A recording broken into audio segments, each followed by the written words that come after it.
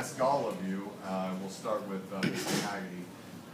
When, if ever, in your opinion, do you think the use of domestic drones for law enforcement purposes is acceptable? And what legislation would you propose to ensure that our civil liberties are preserved? Never. Never sounds good. I believe Virginia, there's down in, I want to say Chesterfield, has already made legislation saying that no drones can fly over their airspace ever. And I don't know why we can't make that all in the whole Commonwealth. Why it can't be like that everywhere. Because drones don't do anything. Well, they're not going to bomb us, hopefully. What else are they doing besides that? Drones are used for two things: spying and dropping bombs on people. Neither of which I would tolerate.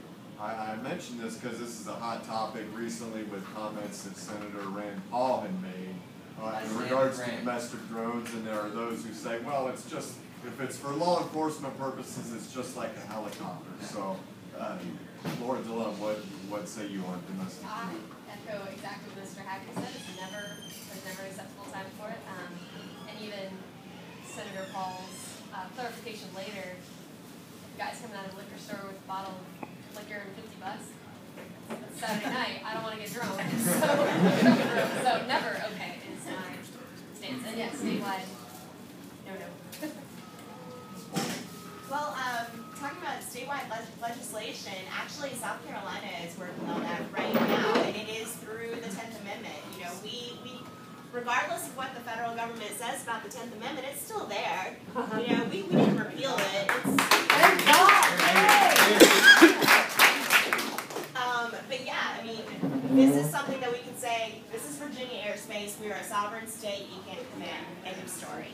I don't believe that they would bomb us, so I'm not really going to address that. Don't count on it. But, you know, the surveillance issue, this is a Fourth Amendment issue, and, you know, there is just so much case law out there on the Fourth Amendment. But the thing is that I don't even believe that this is going to be constitutional. The Fourth Amendment has been whittled away to a point where you just about can't even recognize it from what it once was.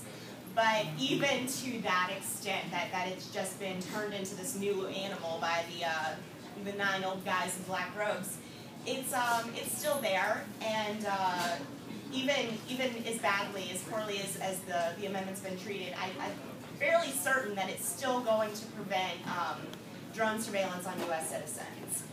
Just because it is, it would fall into an exception about being, you know, I'm not going to bore you, but being a certain kind of technology, I think that it would actually be prevented. And if it were to happen, we raise a constitutional challenge. We use our guns to shoot them down. Anthony, do you have something to add? There's a German company that's made a laser that shoots them down. Drones are actually one of my main campaign issues. I don't know how you get a hold of one. They're a useful technology on the battlefield when you don't want to risk life or limb to determine what's on the other side of, you know, a hill, whether it's an IED or an ambush. So this technology was designed for the battlefield, and I think that domestically drones shouldn't be used for tracking people. They shouldn't be used for spying on people. I think that unless there is an imminent danger where you are in an active police chase with somebody, maybe they're speeding down a highway and you have officers behind them, I think that you can make an exception to send a drone ahead to find out, you know, where they are and to try and, you know, to at least gather intelligence on that individual in the same way that you would send a police helicopter. You know, you may have a drone that can take off faster and maybe safer to operate in the area than a police helicopter. You have to realize that not only are the police going to have drones, but your neighbor can buy a drone now for about $1,000, and you can control it with your iPad. So they're going to be, it's an increasing presence, and we can't, I think, as a party, we can't look anti-technology, because I can buy a drone and I can fly it over my house or my neighbor's house or wherever I want, because FAA regulations don't prevent you from doing that.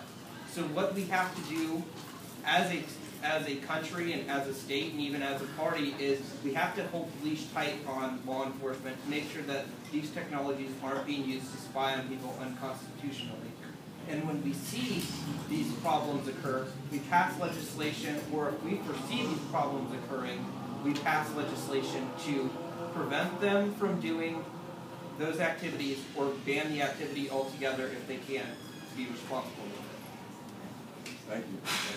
I started off in regards to civil liberties. I started off with domestic drones because it seems to be a part of an overall and gradual increase in the militarization of our law enforcement apparatus on federal, state, and local levels that goes beyond the mandate to protect and serve, which easily leads us into our next topic, the government's war on drugs. We'll start with Laura DeLome. In regards specifically to legislation that you would champion in the House of Delegates, what is your approach to, in Virginia, this war on drugs, and what do you propose? Well, ending the drug war is a passionate topic for me. Day one in office, I think the first step would be to introduce a bill to legalize marijuana across the board in Virginia. I think we're seeing between Colorado and Vermont, I forget how many states have now legalizing medical marijuana or marijuana for recreational use. I think that's the first step. We can't wait until the federal government gets around to recognizing that we can put whatever we want in our bodies. So I think first step, legalize marijuana in Virginia, and then once people accept the idea of other things, legalize it all. So that's what I'm going to do. All right. Yeah.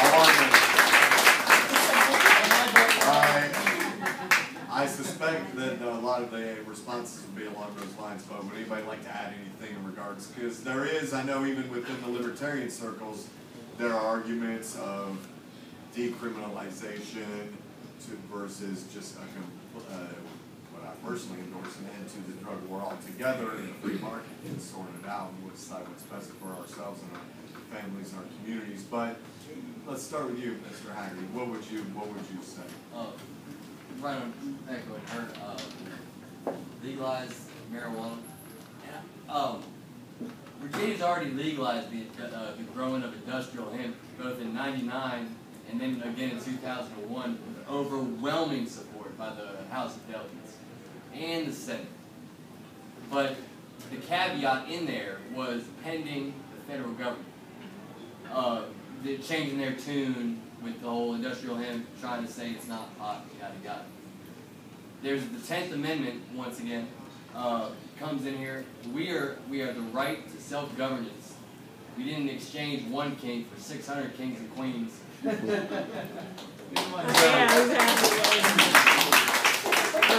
I like it too. Robert, you had something you wanted to say. Yes, first of all, I would say that I would definitely sign Laura's bill.